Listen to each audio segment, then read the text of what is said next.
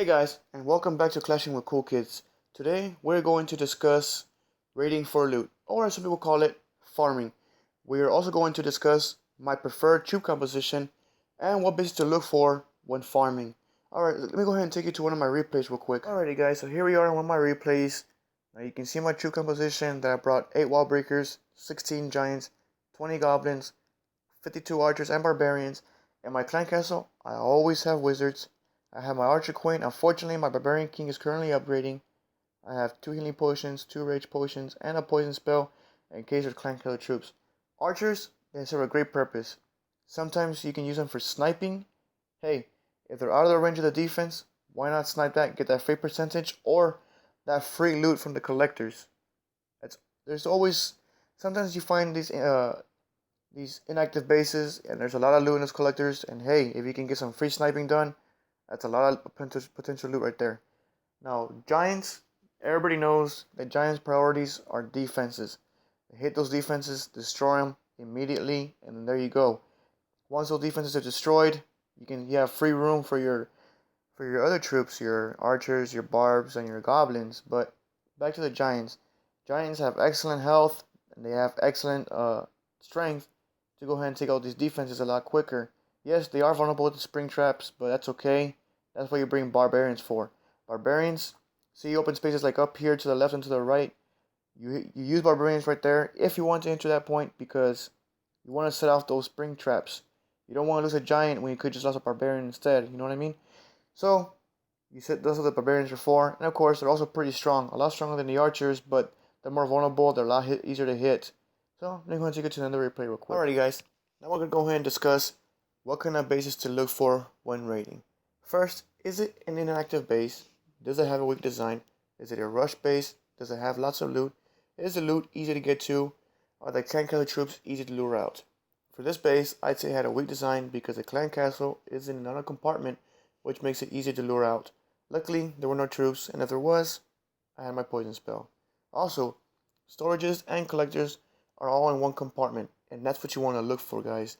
That's what makes the loot super easy to get to. All you have to do, as you can see in my replay, is drop your giants, drop those wall breakers to create that path for that loot. Once you have that path and you have some of those defenses destroyed, hey, you can send in your goblins, you can send in your archers and your barbarians and set in waves, or you can send them all at once if necessary. And then that loot is easy to get. Meanwhile, your giants are distracting the defenses, taking out the defenses, which makes it that much easier for you to get your loot. Easy raid, guys. That's all you gotta do. For raids like this, I always say, hey, go for the easy stuff. You're not practicing for war. You're not trophy pushing. You're raiding for loot. You're farming. That makes it. That's what you want to get. Easy bases, easy loot. Why not, right? Let me go ahead and take you back to my base. Guys. So now we've discussed what kind of base to look for.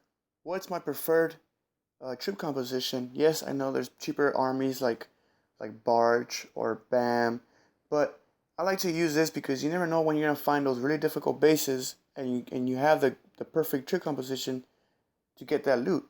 You know, you're not always gonna get all the loot. Sometimes you might not, but you want to get most of it. Like you can see my past few raids right here. I showed you some of the replays for them, but for example, on this one right here, I only got 271 gold and only 9,000 elixir, but I got 1,500 dark elixir. So sometimes you gotta pick your battles wisely. You know, you're not always gonna get the loot, but you want to go for something that you know you can get, and not worry about losing trophies or not. Sometimes I just go in there, get the loot, and get out. I could have 3-starred him. I could have starred him at least, but I'm not worried about it. I just want to get the loot and get out. Like I said, I'm not trophy pushing right now. I'm just getting my loot to make upgrades. As you can see, I have 2 builders available. What should I upgrade next, guys? Should I go for my mortars? Should I upgrade a cannon? Or should I save a little bit more and start upgrading the marcher towers? What do you guys think? Let me know in the comments below. What should I upgrade next? Alrighty, guys. I hope my video was helpful. I hope you liked it. If you did, hit the like button. If you want to see future videos, subscribe. Other than that, later.